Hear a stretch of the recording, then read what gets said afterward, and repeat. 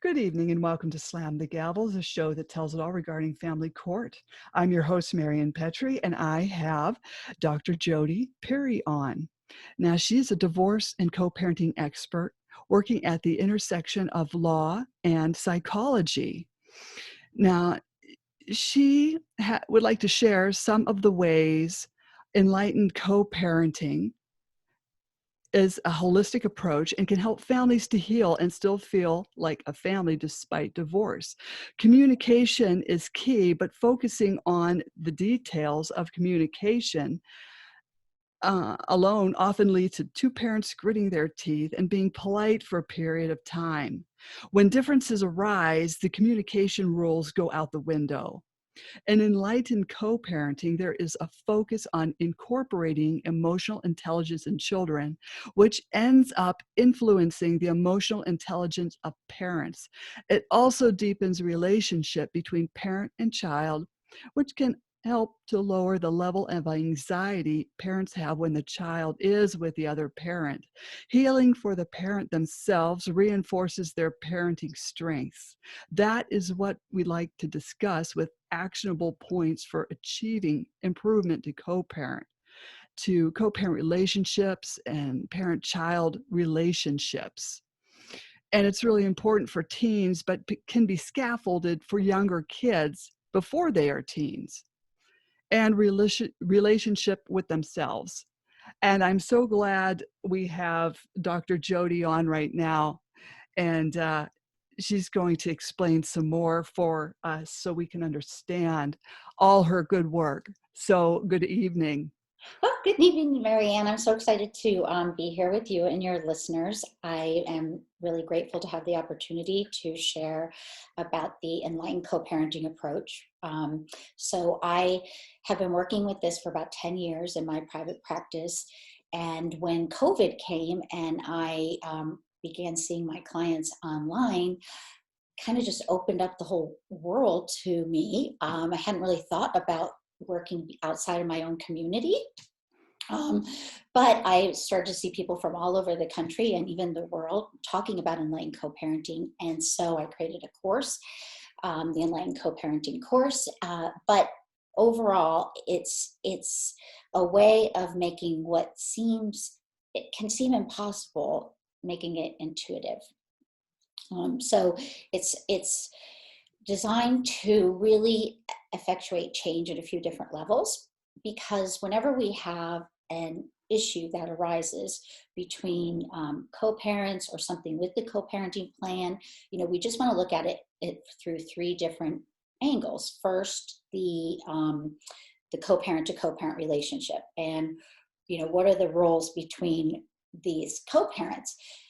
We inevitably get stuck in a lot of communication patterns from the marriage. That's just the way our brains work. And so we see the other person or we hear the other person, or we receive an email from the other person, and immediately our brain says, oh, you know exactly what's going to happen here. This is the conversation you need to have with this person. And so what I try to do is, in this first element, the co-parent to co-parent relationship, is really help co-parents break that former cycle of communication and begin to speak to each other as co-parents, with the idea being, this might be difficult at first, but because it's so good for our kids, we're going to try and step outside that circle of communication. And you kind of have to have each other's back a little bit, because it's easy to slip back in to that kind of old communication pattern. But if both parents know that it's something they're trying to do, then it makes it all the more possible. So that's the first of the three areas. Then we also have to look at the parent-child relationship. And one of the things, I'll just say that I actually went through divorce myself, have 3 little kids. It was not easy at all. And every week when my kids would go to their co-parents' house, it was almost like its own mourning period, right? I mean, it's very different from the divorce mourning, right? It's just like, wow, I was used to having them with me all the time. And so one of the things I love about the enlightened co-parenting method is it speaks to that. It's about being able to kind of even use this time when you don't get to have as much time with your kids to deepen your relationship with them. So how do we do that? We work on emotion-focused parenting with the idea that we really want to have our kids feel that all of their emotions are okay.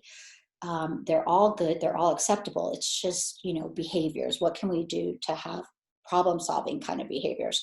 And so we're not saying all behaviors okay, but we are saying, like, let's be open and accepting of our emotions. That actually requires parents to also be accepting of their emotions. So it's really hard to, empathize if we don't accept our own emotions. So we get into that in the course as well. The other part about the parent to child relationship is looking at resilience. And when my own research is with children who grew up with parents with mental illness, and in that research, I just wanted to know, like, what are the variables that help a emerging adult? I worked with 18 to 25-year-olds. What are the variables that led to them either having a healthy young adulthood or more challenging young adulthood? And I wish I could say that there was one variable that we found, but really it's a collection of variables. And so the whole thing behind Enlightened CoParenting is, how can we maximize children's strengths and opportunities, as well as minimize risk? So nobody needs to be a perfect parent. And actually that wouldn't be very healthy for any of us if we had perfect parents. And we don't have perfect kids, and we don't need to have perfect families. But what we can do is see how we can take those risks or challenges and minimize their influence on children, and then just maximize all the things they have going for them. So through that, we do this emotional intelligence approach, really helping children to identify and understand their emotions, to empathize with others people's feelings, and really being able to feel that they can, like, regulate their emotions, but also experience them. And then the last element is the part where, and this is what I think is absolutely unique to Enlightened CoParenting as well, is to work on our relationship with ourselves, because it's very hard to be a co-parent, a good one, and deal with all of the things going on in our lives at the same time if we're also in a difficult space ourselves. So it typically takes about 2 to 3 years to recover from divorce. And I mean to say that we need to take that time, right? We need to heal, and we need to do whatever we need to do to feel that we can come into this new life with some resolution of the past. So Enlightened CoParenting isn't meant to shorten that time, but what it's meant to do is help you to begin the co-parenting even while you're still in that healing process. So because 2 to 3 years is a long time in the life of a child. And so if parents can continue to heal and create well-being for themselves, at the same time minimizing risk and challenge for kids, and also create new communication patterns together, I've found that it's really a healthy approach. Now, when you have these parents, you co-parent, you have 2 parents in your office at the same time? Well, so since COVID, I do not. We've been Oh, meeting online, but oh, that's true. beforehand I did. And actually, I learned something really wonderful through this, which is, I think in the future, I do want to have these meetings be virtual so that parents don't necessarily need to be in the same room. So it's going to be really up to individuals and how they wish to work with a professional. But I think there's so much that individuals can do themselves to help in the process, and then meeting with another person, a third party who's neutral, can facilitate communication.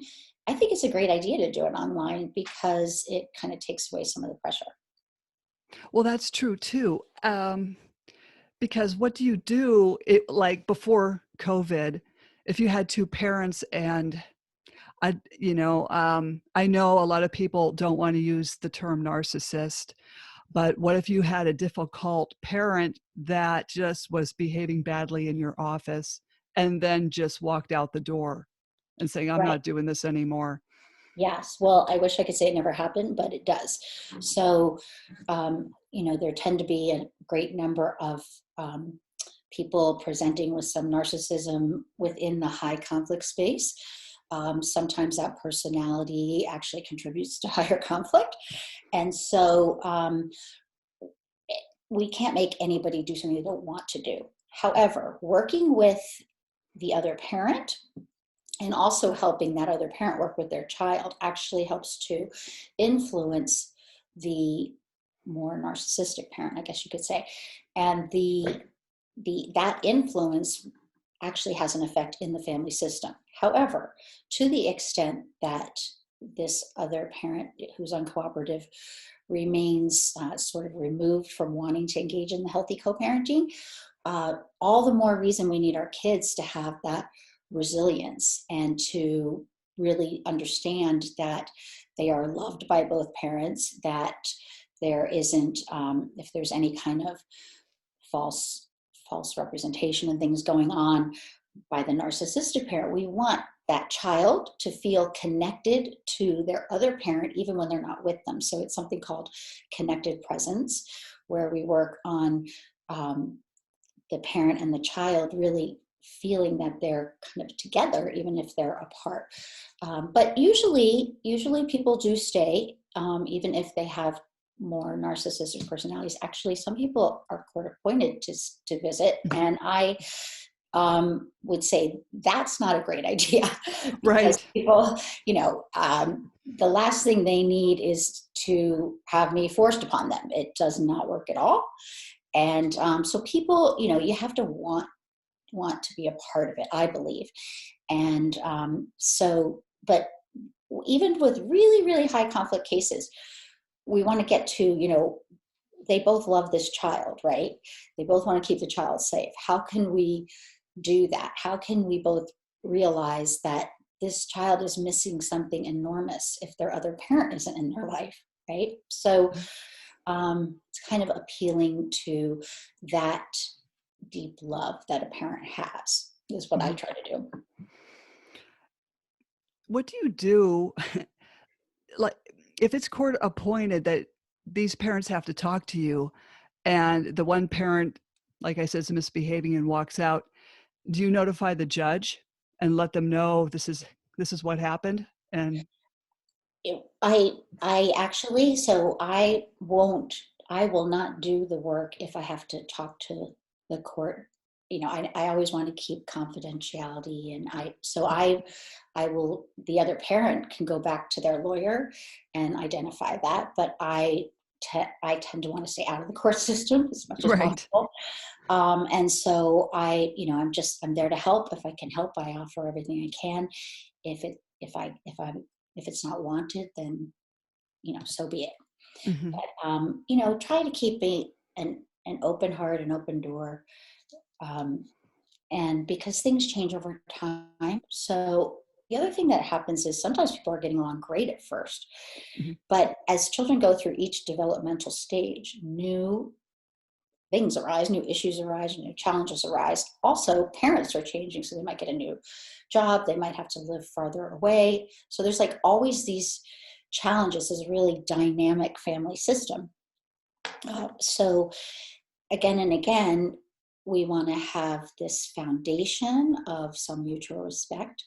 And it's not something that can be forced on. It's a lot of influence, let's put it that way. But I actually work with the other parent a lot in terms of helping them to sort of disarm that very defensive posture of the other party. So what do? We talk to the left side of the brain instead of the right side of the brain. And so we want to be really factual and firm, friendly, but as soon as we get into a long story, as soon as we get into advice or a lot of emotions, then that other person is ready to just attack. They're not ready to listen.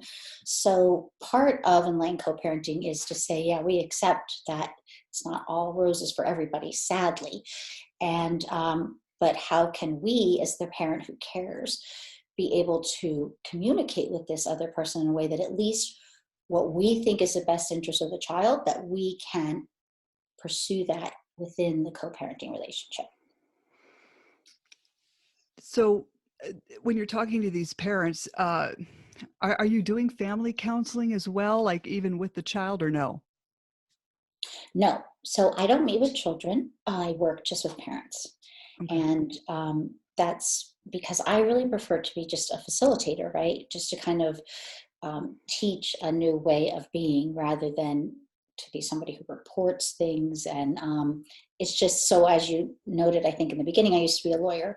And one of the areas that I think is most difficult is the extent to which the family court system can make communication near to impossible with between co-parents. And so there is, first of all, just the rules themselves. I mean, I don't know if your listeners have ever had to file anything with the court, but if it's family court, in all the states, it's completely archaic. There's so many deadlines. It's impossible for a lay person to be able to actually navigate. So then you have to use a lawyer. As soon as you bring another lawyer in, we're dealing with a lot of adversarial communication. Then the parents aren't even talking to each other because they have to talk through the lawyers. The court comes in, then the court has their experts that come in, and the expert is supposed to be more important than the parent themselves in terms of defining the relationship. So, I'm one who wants to come at it more as a psychologist than as a former lawyer, but I understand the context, and I think that's why enlightened co-parenting can be effective. It's not like I'm ignoring those legal challenges or the way judges and attorneys and experts can make it difficult. I'm trying to just work around it, work as best as we can within that context. Did that answer your question? Kind of. I'm a So, little sorry. no, you're fine. You're fine. So, do you feel that there is more corruption in the family court system, uh, like using these parents as I don't know, guinea pigs, cattle, running them through the gauntlet of family court? What do you You know, think?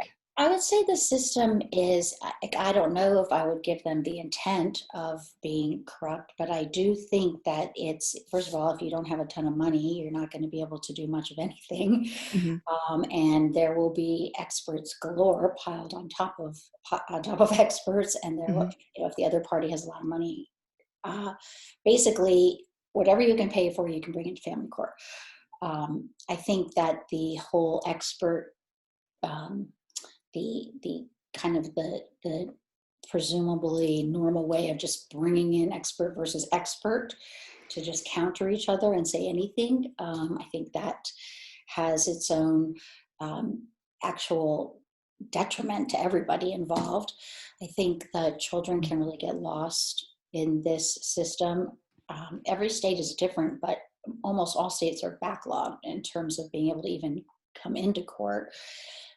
So, overall, I think anything we can do to stay out of court is probably the best thing we can do for ourselves right. and our family. So it's like, if you still want to be a family at the end of this, let's do what we can not to make this a court problem. Let's make it something we work through. It's just like another developmental stage for us as a family. I mean, Mhm, it is sad when marriage ends, and it is a grieving process, but to have to carry it into a child's life for a long time is, so the extent to which the court somehow perpetuates that, I think, is a real problem. mhm.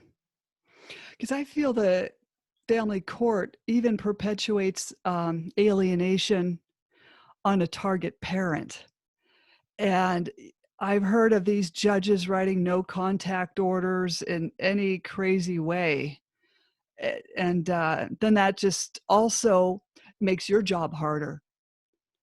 Yes. Mhm. Yeah. Like, because So you've got yeah. go ahead. Go Well, so if I'm in a situation working with parents and I see that one parent is actually using the litigation against the other parent, I mean, that just doesn't fly with me. I'm not going to get involved. That's not where I want to be. I want to be helping people actually have a conversation. But so there is a lot of not really looking to the parent as any kind of expert of their own experience or expert of their child, and always looking outside the family to know what's right and what's wrong. I don't think that the system adequately responds to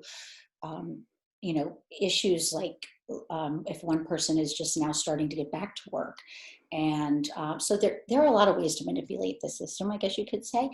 And to the extent that there isn't a lot of leeway for someone who's, either getting back into work, who actually needs to work in a different job, who needs to find a new home, all of those things that are really part of real life, I don't think that they're adequately considered, because it's all about, just let's just talk about this child. And if you can't be there at so-and-so to pick them up at so-and-so, you're done, right? So Mhm. in terms of the no contact and all the, I really have a hard time with all those. Obviously, if it's a situation where a child could be harmed, we never ever want to put them in that situation. But to the extent it's so easy to say you can only have supervised parenting, and then there's a supervisor there who really just is sitting there with you in your 2 hours with your child, Mm. that really hurts the child. And it's not going to instill a sense of hopefulness for the future in that child. I think it puts the parent in a situation where it's really, really hard to show their love and caring, because they have this 1 hour with somebody watching. So I definitely am really sympathetic to uh, the notion that you can really get railroaded. You Mhm. can lose what's most precious to you pretty quickly if you don't have the money to fight it, and Mm. or if you know, choose the different resources. And yeah, so that's the saddest thing, I think, was when there is alienation. It's so harmful for children, Mhm. heartbreaking for parents, but really children are missing, a whole part of, it's all part of who they are, and themselves. So. Do you also find, I don't know if you are counseling grandparents as well? Do you counsel them? Yes, so Oh, I do work with grandparents, sometimes, because sometimes a grandparent is the other co-parenting party. And so, yeah, we want to, but even when it's two parents, I try to work with parents about co-parents, because we want to have some healthy boundaries in place. Often, so one of the ways that I think we can deal with things like the court system, things like outside parties like parents and grandparents and lawyers, is to be really detailed in the parenting plan. So when the parenting plan doesn't address anything about what kind of relationship we're going to have with co-parents, it kind of leaves a free for all. However, grandparents who are not supporting the biological parent, that's absolutely an issue, right? So mhm. the idea being the same thing we do with difficult parents, we want to do with either with difficult grandparents and with healthy parents with healthy grandparents, which is maximize opportunity and minimize risk. Everything we can do to help a child feel they are loved. They can't have too much love. So that's kind of the basis. Is this something that's going to help them to feel more loved, more stable, less anxious? Then we want to increase it. If it's not, then we want to do whatever we can to either change it or limit it.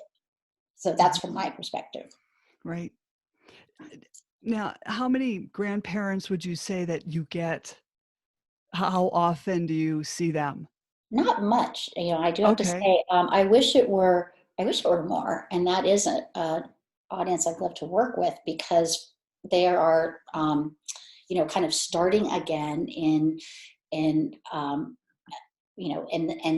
so much of family uh, law, family psychology is not just horizontal, like everything going on now, but it's also vertical. It's passed down through generations.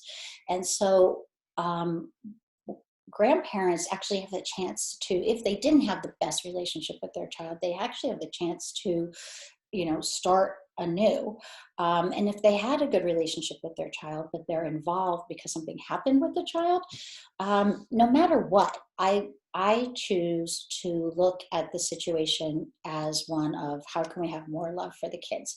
I drove past my daughter actually is in her first year at Berkeley this year, so it was a long time ago that she went to this elementary school.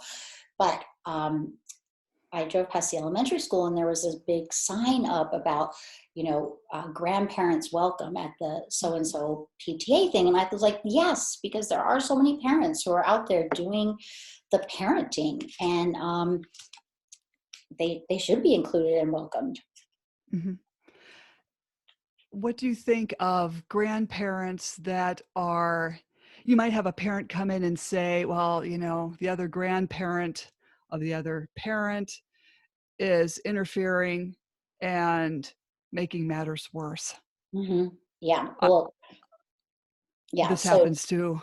yeah, I know it does. And so boundaries, one of the things we work in this inline co-parenting is healthy boundaries. And all of the things we have in place to work with a really difficult other parent, I think we need to also extend into the wider family. So I give parents resources for themselves, like how to deal with extended family, but it's not easy. And the thing that happens is because it's coming from that parent, it's automatically discounted. So, if we could get grandparents to also want to be part of this healthy co-parenting, that's so much better for everyone. A lot of times they have a fear that they're going to lose contact with the child, Mm, and so in terms of parental rights, I mean, parents are have the rights to their children. Um, how about like working with those parents in order to have access to children, in order to spend time with children, instead of trying to ascertain your own rights? I mean, generally speaking, there are all kinds of different circumstances, but when grandparents make it worse, so there's actually a study that shows that if you are, to say your parent is somebody who tends to talk about your ex or talk about all the things going on, the research shows that the parent whose family talks negatively is much less likely to consider forgiveness and also to engage in settlement. So there is a profound impact by extended family, and it's a challenge, but it's definitely one we try to work with. mhm. What do you do when a parent will just come to you and say, this is parental alienation, and they're telling you all these signs and symptoms the child is having, and what if they're lying to you? Um, well, so okay, so if someone's lying to me about parental alienation, yes. So I would, I guess it does depend what role I'm in with them. So if I'm there to help them personally, then we want to, address what is what's underlying, why maybe they have this mechanism that was somehow adaptive for them when they were at a different point in life, and now they're using it in a way that's not healthy. So if they're coming to me in a co-parenting context, then I would ask, we want to address what are the dynamics here. Are we still in that former cycle of conflict? Do we feel that we're going to, like, it's kind of complicated, but it's almost a sense of someone can feel that they're losing their identity by going through divorce, and so there's a lot they need to do to maintain. The drama of divorce also can feel like it's forestalling the inevitable, and so we want to face that. What can we work through? And that's part of the process. So I guess it depends what role I'm in with the person, but Mm, no matter what, I try to look at people as that they have these mechanisms in place because at some point in their life it worked for them to engage that way. They have maybe fears from the past. So typically I think it starts earlier in life, let's put it that mhm, way.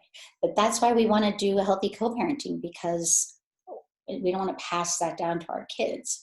mhm. So with doing emotion focused parenting, emotional intelligence in children, we can really help them to have healthier attachment relationships going forward.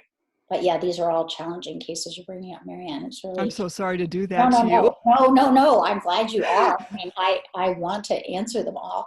And I'm glad you are. And that's really the heart of the work, is to actually help the people who are having the hardest time, not just, people who can't agree on whether they should have dairy or not, something like that.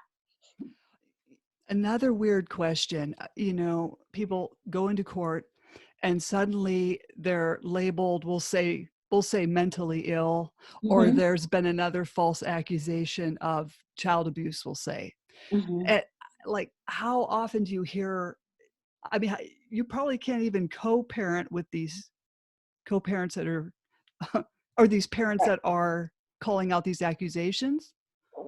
Right. So, well, okay. So, with regard to accusations of mental illness, is actually something that is very difficult. And I heard you refer to CPS when you were beginning the show. And so, one of the things that happens is there's a conflict of interest can arise. So, the parent themselves may be in a position where they don't have their own counsel or their own person on their side, advocate. They don't have their own advocate. The person who's there, who kind of seems like they're there for the family, are actually there for not necessarily the whole family. And so one element is, how about parents, even those who are actually, dealing with mental illness, which is like any other illness, right? And so parents shouldn't be discriminated against. But one thing is, how can the parent actually get help for that mental illness without it being used against them? Or Mhm. not just mental illness, there are mental, issues that are arising, whether it's anxiety, stress. Divorce brings out all kinds of things in people. I was, not my best self when I was going through divorce, that's for sure. Mm. And so, how can we help a person to be their best self, respect that, and give them the sense that they also have somebody they themselves can talk to, who's not going to go talking to anybody else. They should have a confidential party that they can get help from, or they can speak to about another person challenging their capacity. Also, I see when parents will say, oh, because this parent has a certain medication, they're not able to parent, which just then leads to the parent not feeling like they can't take the medication, which then leads to further problems. So that's actually in line with my research, which was with kids who grew up with parents with mental illness, and the way those parents, you know, the absence of those parents in their kids' lives, it definitely has a profound impact. And it didn't have to be that way, right? It really didn't have to be that way. Um, there are ways that we can have time and space to work through these things. Say you have a parent with anxiety and depression, and they're just taking your basic anxiety and depression medications, but somehow it comes out in court, and then, I mean, I think anxiety and depression is a common cold of America, but it will be used against you in court, and they will take your kids Yeah, away. And so, yeah, it's horrendous. yeah, what do you do with these parents that are so beside themselves saying, "Well, if I'm if I was depressed then, I'm really more depressed now after Yeah, having my kids taken away." yeah. So yeah, so that kind of discrimination against somebody for, I mean, we wouldn't be discriminating against them if they had diabetes or something, you know what I Mhm. mean? So that kind of discrimination is terrible. The other issue is that, yeah, again, they need to have some confidentiality with regard to, I mean, this has nothing to do with the safety of the children. They need to have confidentiality with their own medical professionals. And that's why I don't want to ever, like, I will never testify in court about anybody, because Right. it just doesn't help. And I can't be honest and be true about actually helping people. But yes, so we want to see, some of the issues of anxiety and depression are definitely going to be escalated for everybody during the divorce period itself and sometimes for a while after. But that in no way should handicap the person's ability to parent. And if you do not want to pass down these things, then you want to actually have children learn from their parent. Like a parent can say, I'm really sad today, but don't worry, I'm going to be okay. I could take care of myself. I could take care of you. But some days are sad. This divorce is hard. Mommy needs like a little time just to have some tea, and but don't worry about me. But yeah, I'm having a hard time. Mhm. I think that that's all part of it. So anybody who would use that against a parent, I'd be sad to hear that that's still within the realm of something that happens. Mhm. I'm finding that that is, and also just child abuse allegations that turn into indications, and then before you know it, you have a caseworker on the stand, um, just saying whatever Mm-hmm. in favor Yeah, of the other parent. I'm sure you've seen it, yeah. and Well, I so actually, yeah.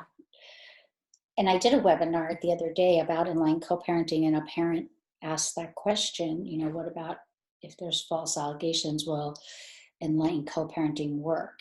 So to the extent we want to have the child feel loved, as well as by this parent who's being falsely accused, to the extent that we need for everybody to be able to work through fear and stress and all whatever the things are that are contributing to this very unhealthy conflict, that's what we need to do. So I think in situations like that, more than ever, how do we speak to that other parent in a way that you have to be careful. I don't want to suggest that there isn't any risk involved in interacting with somebody who makes false accusations, because we know there is.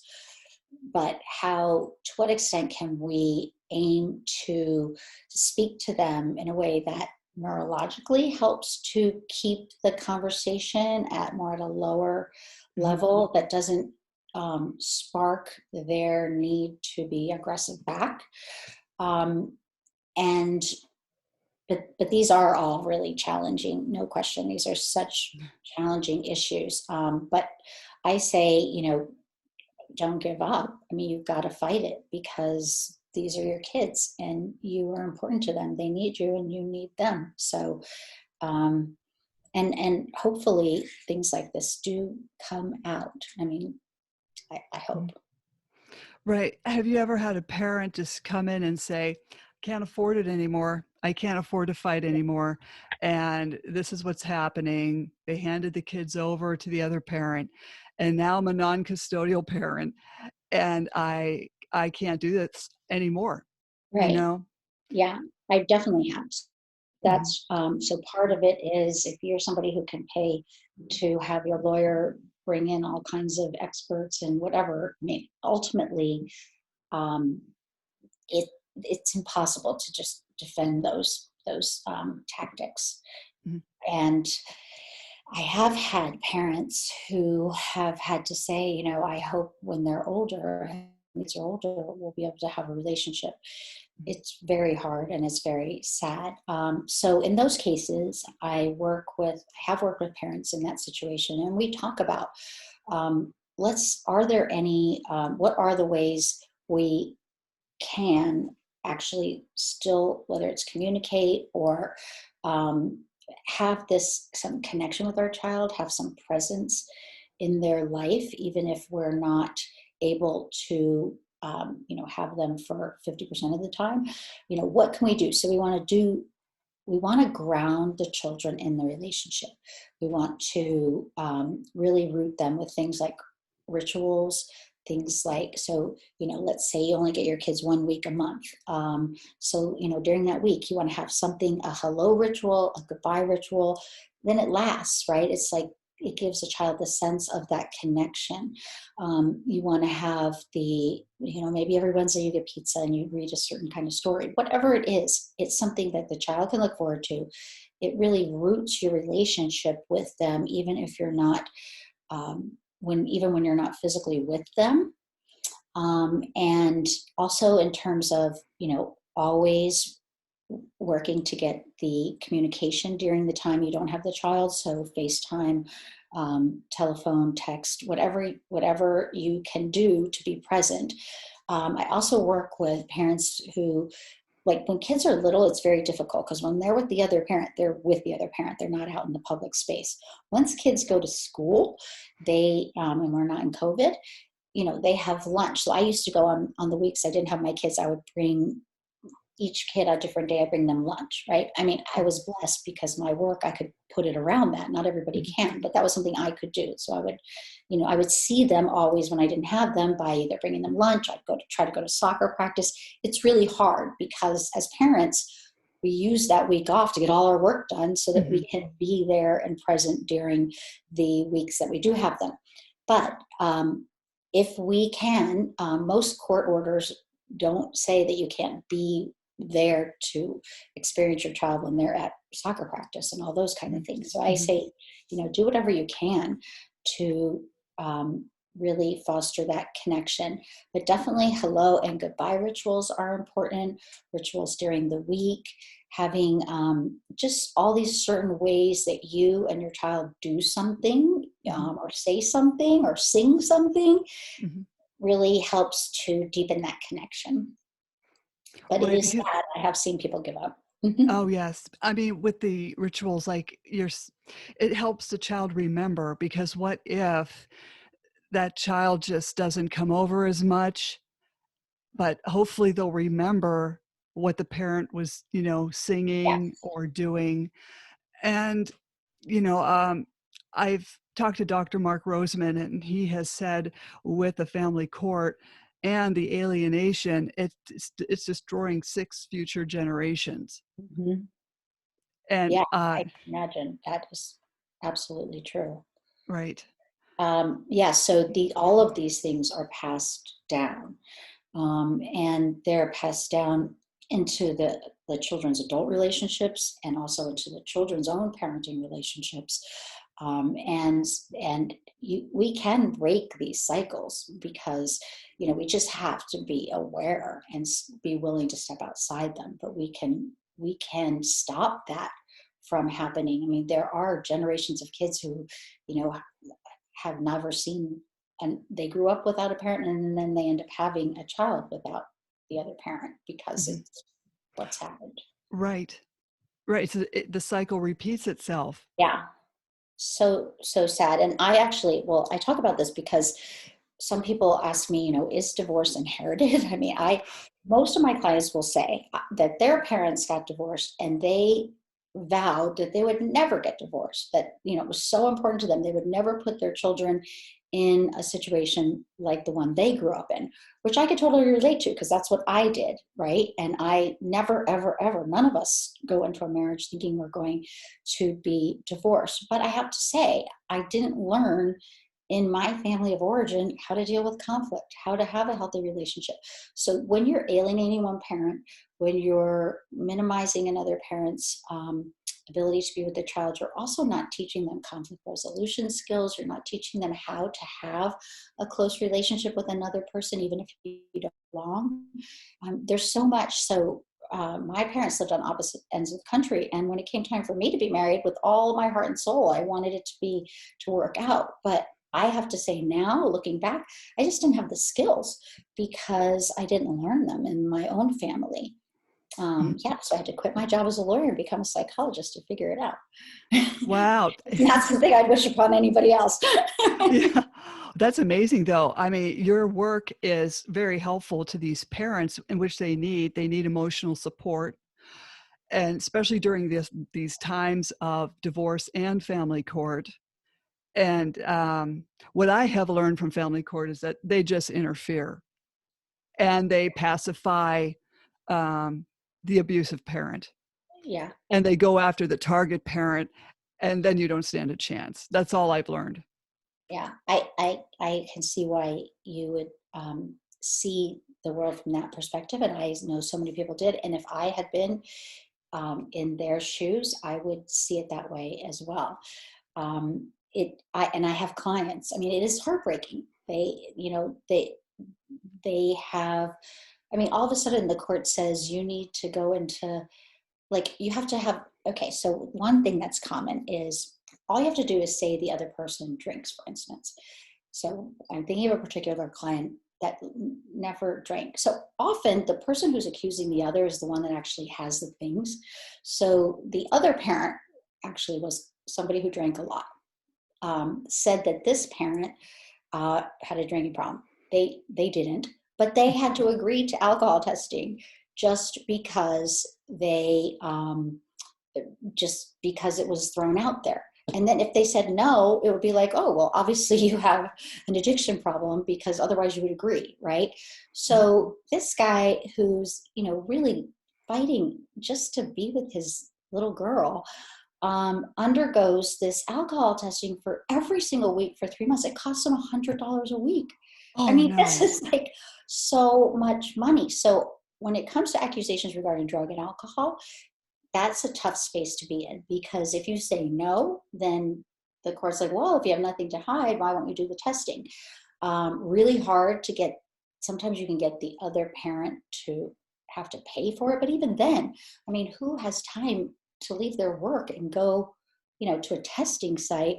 And so disrespectful also. I mean, You're to right. just have to do all of that. And there's so much shame around all of this stuff. And the more we can do to minimize that shame, because that's another thing that gets passed down. Kids absolutely are sensitive to that, their parents' experience of that shame. And they feel it themselves too, because they identify with their parent. So Mhm. whenever we're shaming this other parent, we're actually shaming our child. But I have found that it's it's very easy to proclaim that another person who's never had a DUI, who's never been fired from a job, there's no evidence out there, but to simply say that they have an issue with drugs or alcohol, which leads to testing, Mhm. um, which also leads to not being able to afford to go forward. Mhm. So, and even those supervised visits, they're so expensive. Mhm. There's it, Mhm. you you are in a position where you want to show that who you are and what you're about, and that there aren't any problems here, but you have to pay so much to do it that for some people they have to just walk away, and that's the least healthy thing for their kids. And it doesn't help the other parent. The other parent, the person who makes the false accusations, the parent who doesn't want the other parent to have the children, that parent is actually, they're not so happy themselves, right? Mhm. So I mean, I think it actually it'd be healthier. You're actually helping the other parent if you're trying to mitigate that conflict, because for them life is miserable and their kid's life over there is going to be miserable, Mhm. because it's all about that drama, which is definitely not conducive to parents or children healing. Okay, so one last question, because I won't Sure. bombard you any No, further. no, no. I think these are good questions. Um, these are good questions. I mean, this is what I need to really hear, these kind of questions, because I want to come at it from a place of being able to work with all kinds of situations and people in different situations. So I need to hear what's going on in the world in order to do that. So, say you're on Zoom with 2 parents, Hmm. and the one is just saying, you know, the kids don't wanna be with that other parent, and they're telling me this, and they don't wanna go over that weekend, and, the other parent is on the other side crumbling, and saying, "No, this is not true, lies have been said about me," and you probably find yourself in a sticky situation trying to make it stop. Yes. I mean, I've definitely been on Zoom with two parents, and one parent says the child doesn't want to see the other parent. And I mean, it the the child, it has a loyalty bind, right? Mhm, But can they that other parent who's so vested in um, keeping the child from a parent, they put a lot out there in terms of the child has a lot of responsibility to that parent, which they shouldn't have. Mhm. That's not what is it's meant to be a child, right? It's Mhm. a kind of parentification in a sense. They're not taking care of their other parent, but they're emotionally tending to that other parent. And so, I try to do everything I can to have the parent who keeps saying that the child doesn't want to see the parent, to, to have them really see, well, first of all, it's going to happen.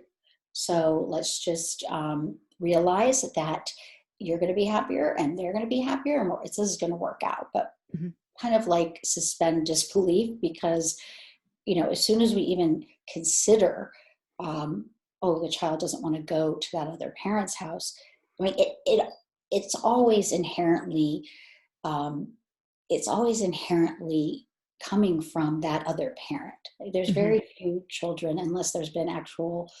I mean, it happens, I guess, but very few children don't deep down inside want to be with their other parent. It's just that they've been um, taught that they could possibly lose the love of the parent that's trying to keep them from seeing the other parent. And so it's a really scary situation to be in. But so, how do we um, have the parent and the child, get together in a way that is um, less, maybe less intimate in a sense? So the intimacy, um, well, one thing I would say is, so intimacy is the negative or the positive. So just because people are fighting doesn't mean that they aren't connected anymore. They actually stay connected through that intimacy. So one thing is, when the one parent is saying that the other parent can't have the child, we want to look at, like, why are you still so vested in this other person? What is creating that sense of intimacy, that you need their reaction, you need their pain, you need whatever it Mhm. is?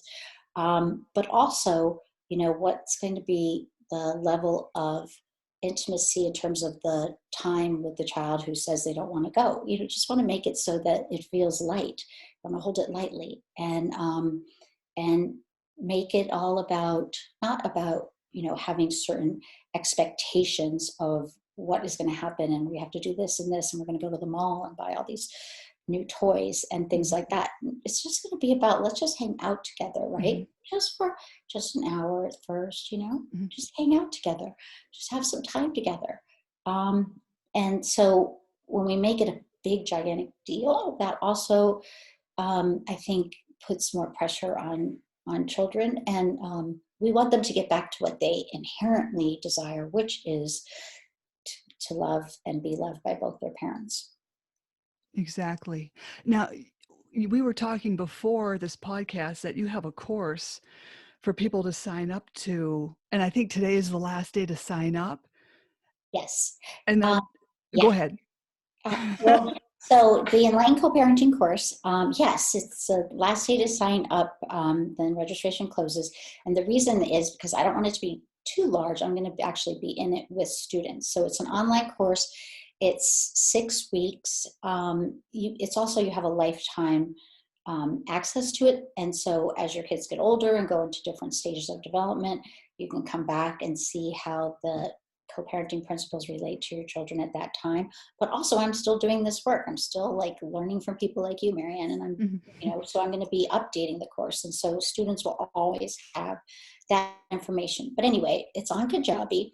It's an online course, and you can do it at your own pace. It has tons of extra resources, though. So resources like, ways to write letters between parties, and samples, and form things for if you want to make changes, and how to figure out vacation time. And so lots and lots of resources, also resources for deepening your relationship with your child at different levels. And so, but yes, so the course is 6 weeks. Today's the last day to register. The We added a payment plan because, and I was honored to that people actually came to me and said it can be really difficult right now to afford a course. So it's $89 a month for 5 months. And you can join the course today for $89, but you just go to and it's, so the Enlightened Co-Parenting course also has a private Facebook group too. Mhm. So, we'll be interacting, but I'll actually be in the course classroom. So as you go through things, you can ask me questions. You can ask how things apply to a particular child in your family, or sometimes there are different issues. There could be developmental disabilities, whatever there is, I'm there and want to share it. So it's course, the word course, dot enlightenedcoparenting.com to register for the course. And if you don't make it happen this time, we'll have a list and make sure to get in touch next time. But or you can also email me, text me. Happy to connect in any way and help whenever way I can. Well, that's great. I mean, I'd like to have you back on the show, and, you're gonna be running that course .enlightenedparenting.com again. You'll probably be running them throughout the whole year. So we'll do it another time this year, so in the summertime. So Mhm. maybe I can come on again and talk about it like while we have more time, because I know people Right. won't necessarily be able to run to their computer and sign up for a course. But if you want to, it's not too late.